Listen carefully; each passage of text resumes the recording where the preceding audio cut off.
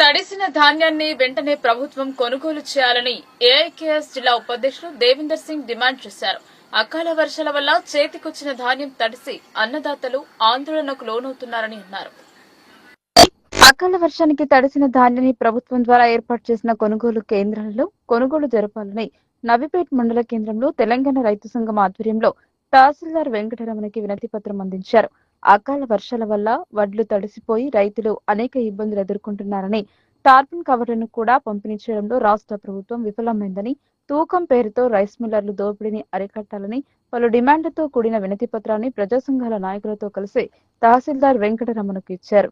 ఈ సందర్భంగా వారు మాట్లాడుతూ వెంటనే రైతుల సమస్యలు పరిష్కరించాలని, లేని యెడల ప్రజా సంఘాల ఆధ్వర్యంలో పెద్ద ఎత్తున ఆందోళన కార్యక్రమాలు నిర్వహిస్తామని హెచ్చరించారు. ఈ కార్యక్రమంలో సిఐటియు జిల్లా ఉపాధ్యక్షులు నాయక్వాడి శ్రీనివాస్, సిఐటియు మండల అధ్యక్షులు మేకల ఆంజనేయులు, కేవీపీఎస్ మండల కన్వీనర్ గౌతమ్, సిపిఎం పార్టీ మండల నాయకులు షేక్ మహబూబ్ తదితరులు పాల్గొన్నారు. ఎందుకంటే మొంతా తుఫాను వల్ల పంటలన్నీ కోసిన రైతులకు మొంతా తుఫాను వల్ల పూర్తిగా నష్టం జరుగుతున్నది కూడా. మొంతా తుఫాను చాలామంది రైతులు నష్టపరుస్తున్నది. దానివల్ల పంట అంతా మొలకలు వచ్చే విధంగా అయిపోయింది.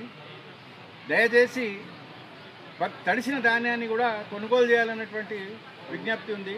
అలాగే ఇక్కడ ఏదైతే రైతు భరోసా నిధులు రాకుండా కొందరు అడ్డుపడుతున్నారు, ఆ తర్వాత రైతులకు అందించడం లేదు.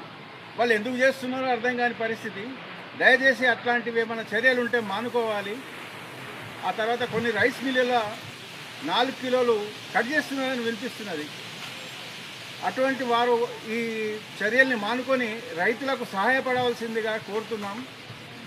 అట్లాగే తడిసిన వరి ధాన్యాన్ని కొనుగోలు చేయాలని కూడా కోరుతున్నాం.